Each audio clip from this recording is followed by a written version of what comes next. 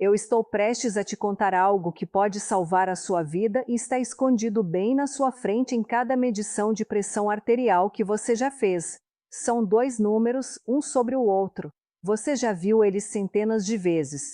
Seu médico menciona eles em cada consulta, mas aqui está o que ninguém explicou para você de forma clara. Um desses números é muito mais perigoso do que o outro, especialmente depois dos 60 anos.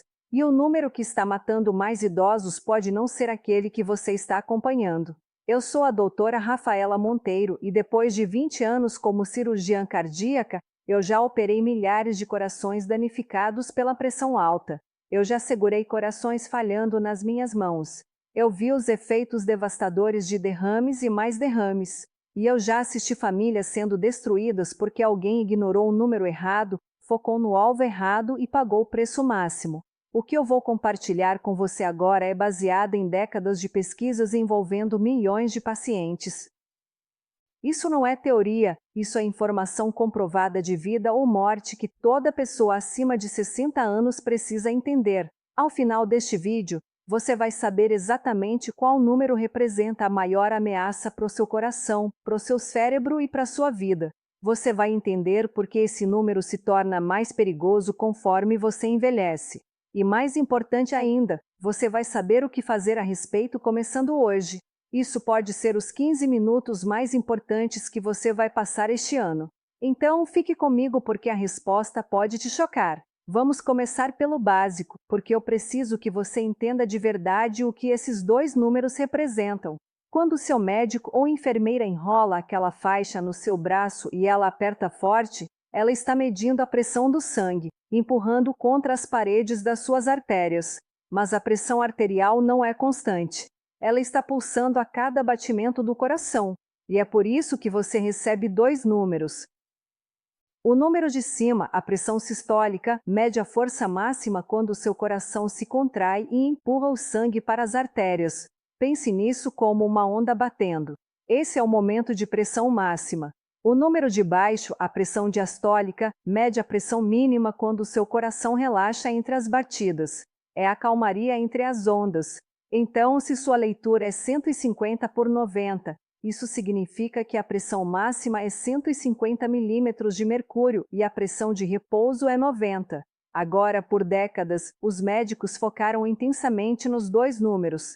Se qualquer um deles estava elevado, você tinha pressão alta e precisava de tratamento.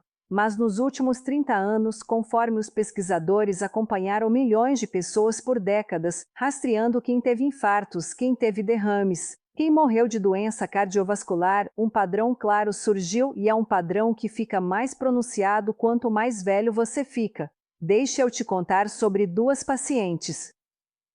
As histórias deles vão te ajudar a entender o que eu estou prestes a revelar. A primeira foi Dona Maria, 73 anos. Ela veio me ver para uma avaliação cardiológica de rotina. A pressão dela naquele dia era 165 por 70. Agora a Dona Maria estava radiante. Ela me disse: Doutora Graça, meu número de baixo está perfeito. Eu tenho trabalhado tanto para manter ele abaixo de 80. E olha, está apenas 70. Eu sei que meu número de cima está um pouco alto, mas meu médico disse que enquanto o número de baixo estiver bom, eu não deveria me preocupar muito. Eu queria poder dizer que o médico de Dona Maria estava certo, mas 6 meses depois, Dona Maria teve um derrame massivo. O lado esquerdo do corpo dela ficou paralisado. A fala dela ficou arrastada. A mulher independente e vibrante que tinha entrado no meu consultório agora dependia da filha para cada necessidade básica.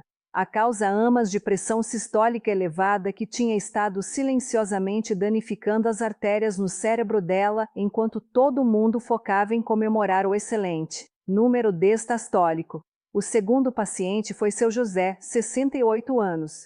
A leitura dele era 128 por 95. Seu José estava muito preocupado.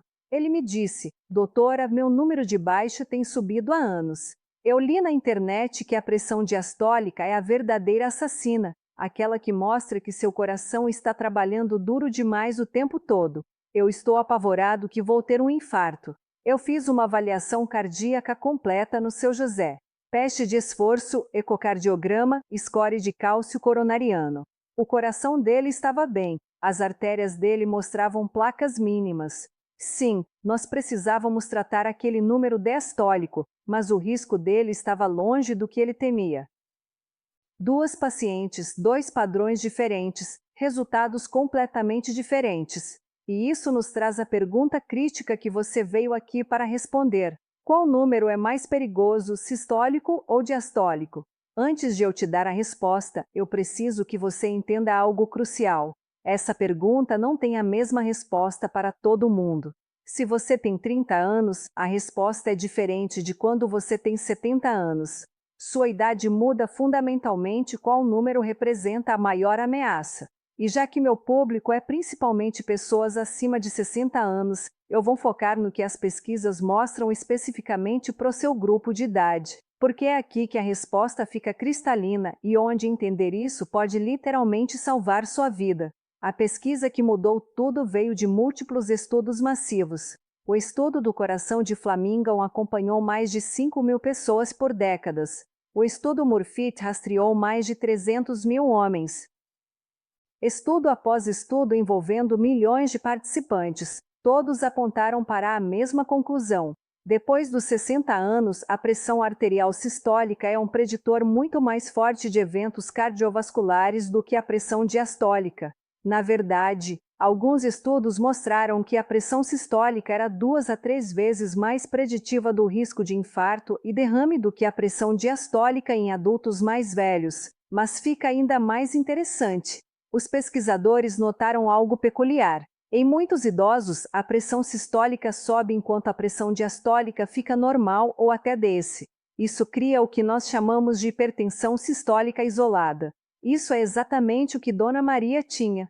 E por anos os médicos não tinham certeza do que fazer sobre isso.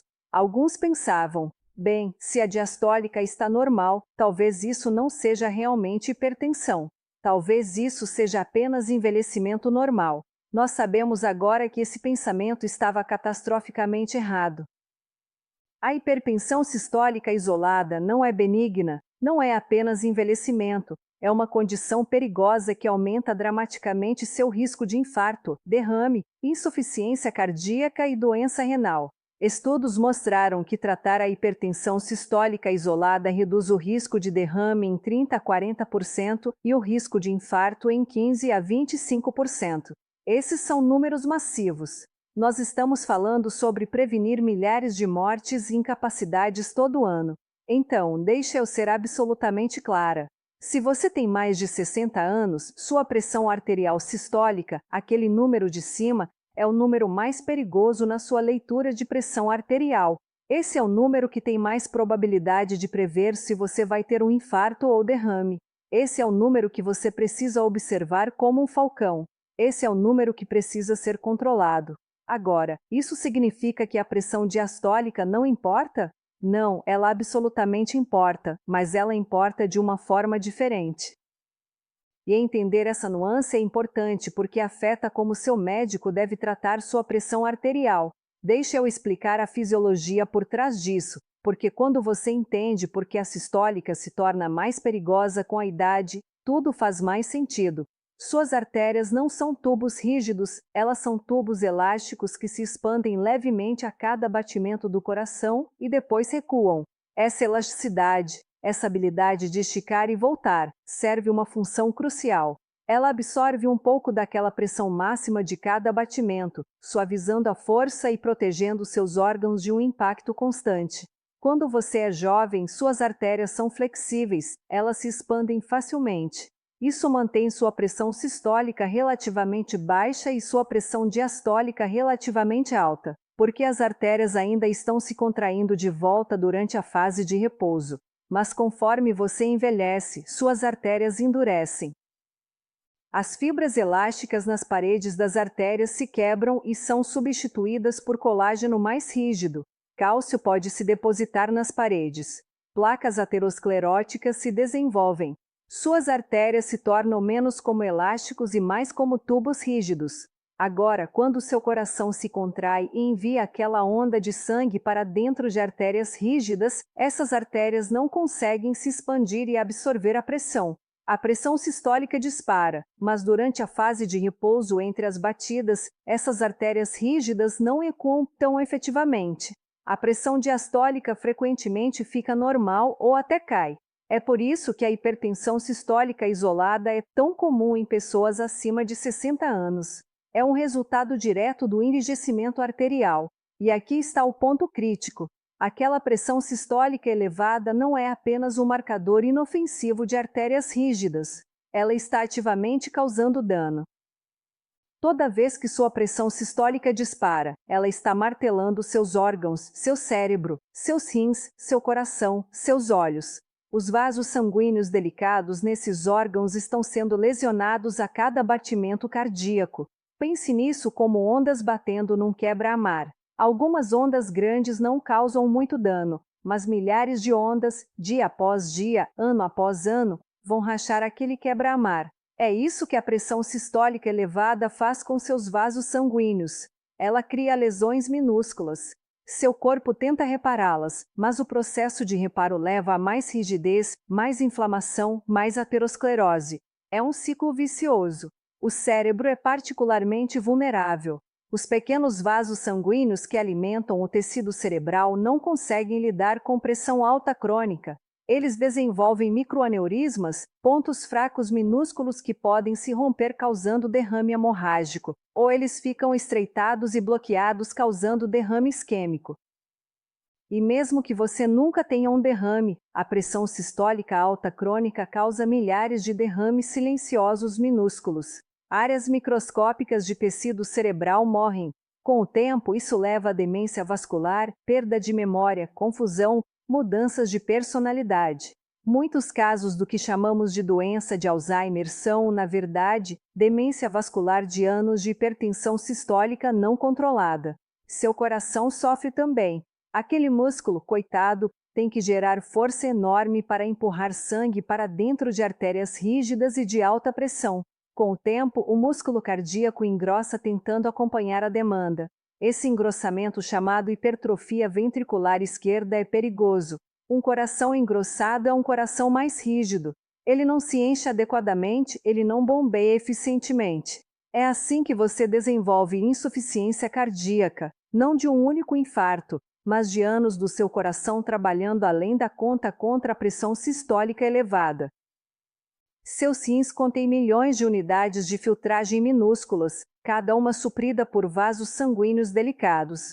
A pressão sistólica elevada danifica esses vasos, causando doença renal. Uma vez que seus rins começam a falhar, eles não conseguem regular a pressão arterial adequadamente mais, o que torna a hipertensão pior, o que danifica os rins mais. Outro ciclo vicioso que pode terminar em diálise. Agora aqui está onde as pessoas ficam confusas e eu preciso tratar disso diretamente. Uma pressão diastólica baixa significa que você está seguro? Absolutamente não. Na verdade, há um fenômeno preocupante que ocorre em alguns idosos com artérias muito rígidas. A pressão sistólica deles é muito alta, mas a pressão diastólica deles é muito baixa, às vezes abaixo de 60 ou até abaixo de 50. Isso cria uma pressão de pulso muito ampla. A diferença entre sistólica e diastólica. Uma pressão de pulso ampla é, na verdade, seu próprio fator de risco. Ela indica rigidez arterial severa. Mas aqui está a parte complicada. Aquela pressão diastólica baixa significa que durante a fase de repouso do batimento cardíaco, a pressão nas suas artérias cai significativamente. Suas artérias coronárias, os vasos que fornecem sangue para o músculo do seu coração, se enchem principalmente durante aquela fase de repouso. Se a pressão diastólica está muito baixa, o músculo do seu coração pode não receber fluxo sanguíneo adequado. Isso pode levar a angina, dor no peito e até infartos, apesar de ter artérias coronárias abertas. É chamado de isquemia de demanda. Então, a situação ideal no idoso não é uma sistólica altíssima com uma diastólica baixa. O ideal é ter ambos os números bem controlados. Mas se nós tivéssemos que priorizar, se nós tivéssemos que dizer qual número é mais crítico de colocar sob controle, a evidência é clara. É a sistólica, o número de cima, aquele que dispara cada batimento cardíaco e martela seus órgãos implacavelmente. Deixa eu compartilhar o que as diretrizes atuais dizem, porque isso é o que você precisa saber para sua próxima consulta médica. O Colégio Americano de Cardiologia e a Associação Americana do Coração atualizaram suas diretrizes em 2017. Eles baixaram a definição de hipertensão para 130 por 80. Isso significa que se sua sistólica é 130 ou maior ou sua diastólica é 80 ou maior, você tem hipertensão. Mas eles também enfatizaram que para idosos o controle sistólico é o objetivo primário. Para a maioria das pessoas acima de 65 anos, o alvo é colocar a pressão sistólica abaixo de 130. Algumas diretrizes sugerem que para idosos muito saudáveis, alvos ainda mais baixos, como abaixo de 120, podem ser benéficos. Baseados no estudo SPRINT que mostrou reduções dramáticas em infarto, derrame e morte com controle sistólico intensivo. No entanto, para indivíduos idosos frágeis, especialmente aqueles acima de 80 anos com múltiplas condições médicas, alvos levemente mais altos podem ser mais apropriados para evitar complicações de tratamento excessivamente agressivo. O ponto-chave é este: se sua pressão sistólica está acima de 130, você precisa tomar uma atitude. Você precisa trabalhar com seu médico para baixá-la. E se seu médico está descartando uma pressão sistólica elevada, porque sua diastólica está normal, você precisa ter uma conversa séria. Mostre a ele a pesquisa. Pergunte especificamente sobre tratar sua hipertensão sistólica isolada. Sua vida pode depender disso. Agora, e quanto ao tratamento? Como você baixa aquele número sistólico? A resposta envolve tanto mudanças de estilo de vida quanto frequentemente medicação. Deixe eu te guiar por ambos porque você precisa de uma estratégia completa. Mudanças de estilo de vida são fundamentais. Primeiro, restrição de sódio. Isso é enorme para o controle da pressão arterial, especialmente a pressão sistólica. A maioria dos brasileiros consome mais de 3.400 mg de sódio diariamente. A recomendação para pessoas com hipertensão é 100 a 2.000 mg no máximo. Reduzir o sódio pode baixar a pressão sistólica em 5 a 10 pontos. Isso é substancial. Corte alimentos processados. Não adicione sal na mesa. Leia rótulos obsessivamente. Isso sozinho pode tornar a medicação mais eficaz ou, em alguns casos, reduzir a necessidade dela. Segundo, perda de peso se você está acima do peso. Para cada quilo que você perde, você pode esperar que a pressão sistólica caia cerca de 1 ponto. Perca 5 kg, caia 5 pontos. Combinado com restrição de sódio, você está olhando para potencialmente 15 a 20 pontos de redução sistólica só do estilo de vida. Terceiro, exercício aeróbico regular. Caminhar, nadar, pedalar, qualquer coisa que faça sua frequência cardíaca subir moderadamente por 30 minutos na maioria dos dias da semana. Exercício tem múltiplos efeitos benéficos na pressão arterial, incluindo melhorar a elasticidade arterial com o tempo. Não é só sobre perda de peso. O exercício em si é remédio. Quarto, limite o álcool. Se você bebe e mantenha moderado, mais de 2 doses por dia em homens ou uma em mulheres pode aumentar significativamente a pressão arterial, particularmente a pressão sistólica. Quinto, controle do estresse. Estresse crônico eleva cortisol e adrenalina, ambos aumentam a pressão arterial. Meditação, yoga, exercícios de respiração profunda. Qualquer coisa que funcione para você, para acalmar seu sistema nervoso, faça isso diariamente. Mas aqui está a realidade. Para a maioria das pessoas acima de 60 anos com pressões sistólicas acima de 140 ou 150, mudanças de estilo de vida sozinhas não vão ser suficientes. Medicação é quase sempre necessária. E aqui é onde eu preciso ser muito clara. Medicação para pressão arterial não é uma falha. Não é um sinal de que você não tentou o suficiente. Para idosos com artérias rígidas e pressão sistólica elevada, medicação é frequentemente salvadora de vidas. Existem múltiplas classes de medicações para a pressão arterial. Diuréticos, inibidores da ECA, bloqueadores dos receptores de angiotensina, bloqueadores dos canais de cálcio, beta-bloqueadores.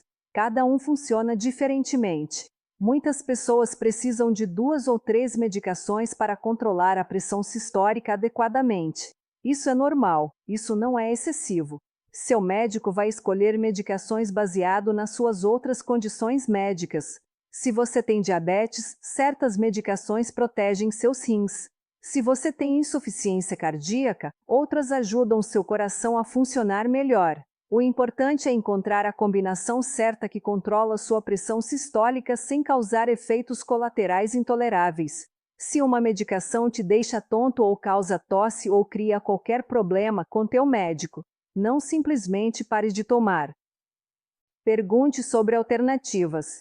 Existem tantas opções disponíveis que quase todo mundo pode encontrar um regime que funciona. E aqui está algo crítico. Uma vez que você começa a medicação, você não pode simplesmente checar sua pressão arterial no consultório do médico a cada 6 meses e assumir que você está bem. Você precisa monitorar em casa. Compre um bom monitor de pressão arterial doméstico.